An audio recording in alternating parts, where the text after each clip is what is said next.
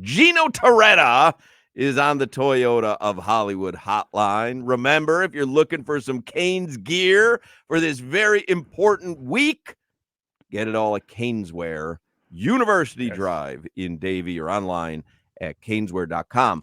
It is only fitting to talk to the Heisman Trophy winner, Gino Torretta, during Canes FSU week. We talk to him every week. But Gino, by the way, will be on the national radio call for Canes FSU on Touchdown Radio on Saturday night. Gino is the ambassador for Evening's Delight, South Florida's source for all outdoor kitchen, grilling, and tailgate needs. They have a full line of grills, smokers, charcoal, pellets, fuel. Evening's Delight has 2 locations, Pinecrest and Davie, and they are also South Florida's source for big green egg grills, accessories, seasonings, sauces, and more. And there is the Heisman Trophy winner, Gino Torretta. Big week, Gino. Are you feeling it? I'm feeling it. Feels a little different though with the 3 touchdown spread, if you know what I mean. I mean, that's what. So I asked. Yeah. We had John Michaels on this week, and who are we talking to the other day? But do you need to? I mean, slow your roll, I guess, if you're a fan, but also if you're on the team where you go, yeah, we're 3 touchdown favorites. FSU stinks. And we're rolling, and we're at home, and it's prime time. Like, do you need to somehow temper that and say, hey, rivalry game, anything can happen? Well, it's homecoming. You know, normally we probably face a lesser opponent on homecoming, if you will. At least I remember when we played homecoming, we were done by halftime. Kind of a lesser opponent. Kind of a lesser opponent back then. Right. You know, I would just say this: Vandy beat Alabama. Last night, Kennesaw State, who was 0-for, beat an undefeated Liberty team who people were talking about they could have been the 12th team in the playoffs. So, listen, with college football, anything can happen. I just think that this is a situation that it obviously, you know, we're favored. We need to play well. You know, offensively, you know, we've played, you know, we've basically outscored everybody we've had on the schedule, and that's how I would deter. You know, that's what I would say. You know, going back and looking at our games, we've outscored the people. So I think defensively, you know, we still would, you know, we're giving up a lot of points and things like that. Fortunately, for facing this weekend in doing my research, Florida State's ranked 132nd out of. I only know there was 106 teams when I played in college. Damn, Gino, and I know there's 100. I mean, Jenny, I don't think there was 132 teams when you played in college. So they put in Hamburger University. They're including everyone in this. I'm not sure if that's the old category dead bleeping last, but it's damn close to dead bleeping last.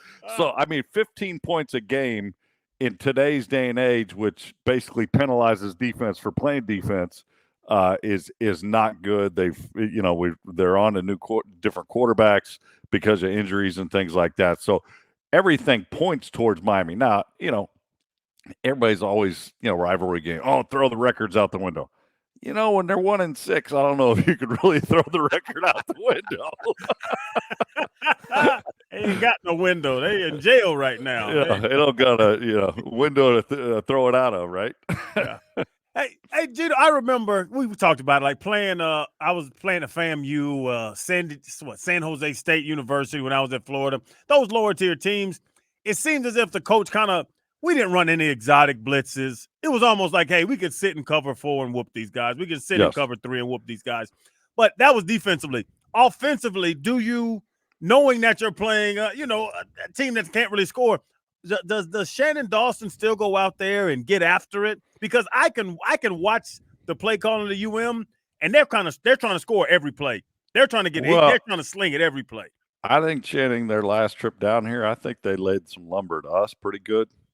And sometimes the shoe it has time to be on the other foot. And I would say, are they going to be aggressive? I would say they're going to be aggressive. And, you know, whether that means we're up big or whatever. But, you know, the other thing, most of these players, they were recruited also by Miami. So for whatever reason, they have personnel. And you know as well as I do, personnel at times, you can make some plays and all of a sudden it's a ball game, and they don't. Miami doesn't want that. Miami wants to go out there, dominate, be aggressive from the start. But I don't think there's any. As Randall Hill used to say, let's crush them like bugs. And I think that's what they're going to go into this game, is to be aggressive and go out and try to pour it on as fast as they can and as high as they can. Is this Canes season exceeding your expectations, or do you kind of feel like, hey, this is where they should be year 3 of Mario? You got a great quarterback out of the transfer portal. Not the toughest schedule in the world, even though I would argue anytime you have to go up to Gainesville and open a season, there's still tough games. Are they exceeding expectations, or are they meeting them? I would say probably meeting them. Listen, we talked in the spring, and you were like, "Man, this is the most positive you've been in 20 years." And I'm like, they got a guy that can pull the trigger, and I think that'll have you in games. I think that our scheduling has been fortunate. We haven't faced a ranked opponent yet. So I would say that we're meeting the expectations that of the acquisition of talent that Mario's brought in, either through the transfer or through recruiting, and I think that they've met expectations. But when you're at a season and you're undefeated midway through, all it does is make the next game more important and the next game more important. Every game from now on is more important than the last, because there's kind of a double-edged sword with the scheduling being weak and not facing a ranked opponent. You can't stumble. Look at Florida State last year. They didn't stumble, and they just had injuries and got left out of the playoffs. Now, 12 teams, you're not getting left out, but they got left out, and they had a pretty damn good team last year. So I think that's where Miami, you can't – I don't know. You don't look at this as, hey, this is going to validate our season with a win over Florida State. You look at this is just another win, and, too bad, so sad, they're not very good, and we're going to go out there and kick your butt. And, Gino, as an honorary Cane this year, I appreciate y'all letting me in. Hey, Channing, I don't know. You might be jumping back on the Florida floor. Your boys are looking pretty good now. They started playing a little better. Pick a side, man. Pick a side. Gino, you come over here with me too. We'll just bounce back and forth. They don't look that good. But, Gino, Heisman, talking about a Heisman. Well, when I bring up Cam Ward, and I was just in New Jersey, I travel a lot, and I always bring up Cam Ward as Heisman, and they keep bringing up Boise State running back. What's his name? Ashton Genty. Yep. Is he like that? Because Cam is dominating fields. He's dominating like Cam. So here's the thing. He's having a season that is Barry Sanders-esque type numbers at those levels, averaging a couple hundred yards rushing a game. Here's the thing. They almost beat Oregon in week 2, I think it was. So they had a really close game. He had a great game.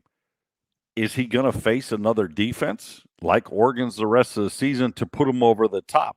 He's not going to face that. Listen, I benefited in my Heisman race by the fact of we played Arizona, who was top 10 defense. We played Penn State, Florida State, all right in a row. When you play in the marquee games and it's late October, early November, that's what people remember. So you need to play in those games, no matter if you're Cam Ward or Dylan Gabriel at Oregon or Nussmeier at LSU. You need those games, and you need to show out in those games. So I think that, yes, Cam in the discussion and at the top of it, sure. But I think there is so much ball left to be played. And, man, this season has been crazy. I mean, we're on the brink of Alabama not even sniffing a 12-team playoff. They've already lost twice. They can't even slip up, and they're maybe on the outside looking in. So I think that listen, every game is a great opportunity.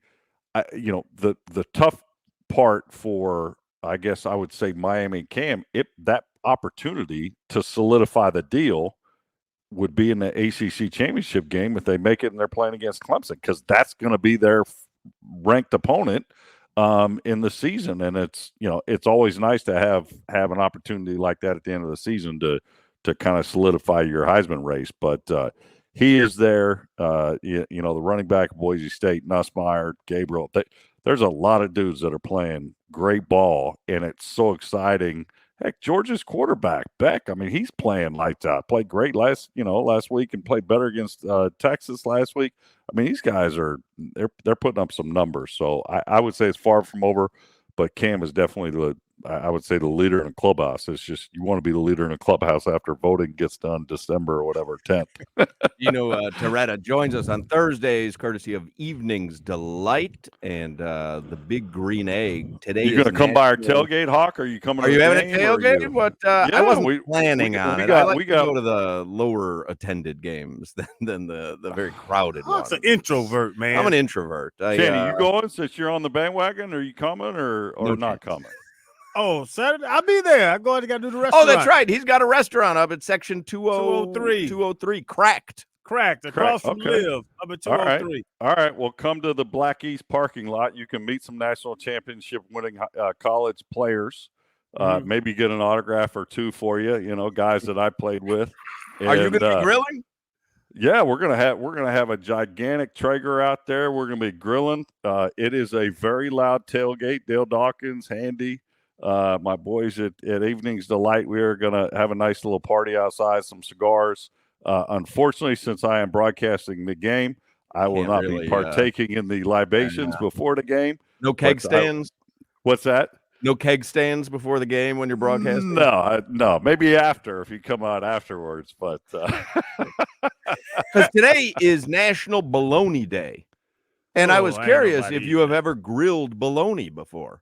No, but fried bologna sandwiches are good. You got to put the nick in the skin on the outside. My grandmother used to do it, and you fry the bologna up, put it in the two pieces of white bread, which is horrible for you, and some little bit of mayo and mustard. That's my bologna. Just like bologna out of a pack, though, like Oscar Mayer bologna. Yeah, and you got to nick the skin on the outside. Just cut it so it doesn't fold up. So it stays flat. Bubble up if you don't cut the edges. You like it when the pepperoni cups, though. Why don't you want money his whole life, Gino? He doesn't know. You are so. I've never had bologna. I've never had. So I literally have never eaten. Unbelievable. Well, I agree to disagree. The pepperoni cups are okay. Yeah, well, you like it when it cups up. You don't want all your of a sudden you're pulling out scissors to make sure that the bologna doesn't cup up. You don't need to pull out scissors. You could just with your teeth. You could bite it, crease in the into the raw bologna. I mean, what kind of heathens are you guys? You don't eat raw bologna. You've never had a hot dog. I've never had bologna. Shut the front door. You've never had regular bologna? No. I broke it to Hawk that you can eat a hot dog out of the plastic. I had no idea. But I guess they are cooked. They're just not hot.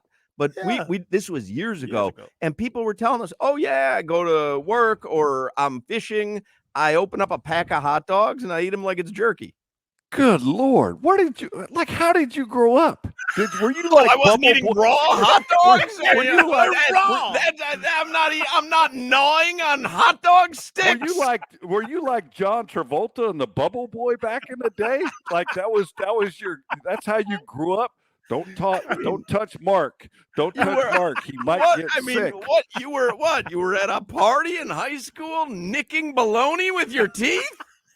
That was my grandmother making the bologna. And by the way, a hot dog?